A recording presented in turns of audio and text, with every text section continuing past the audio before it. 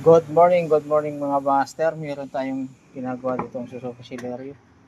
Ayan.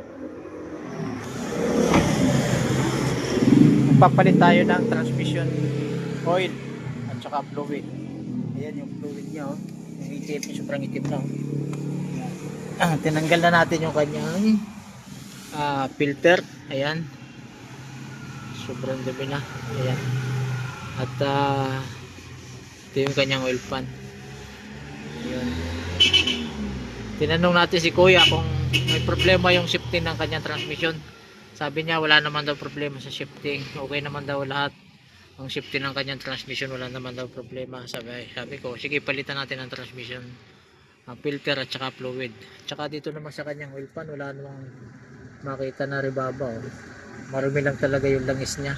Kasi matagal lang hindi napapalitan ng fluid. Tsaka filter. Ayan.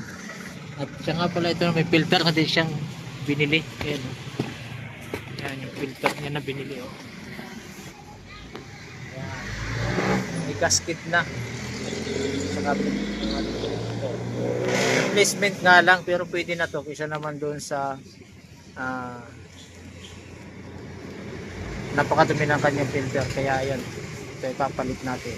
Okay, subutin na rin yan. Kahit na replacement lang, at least bago. Okay. Okay mga master. Sige, thank you for watching.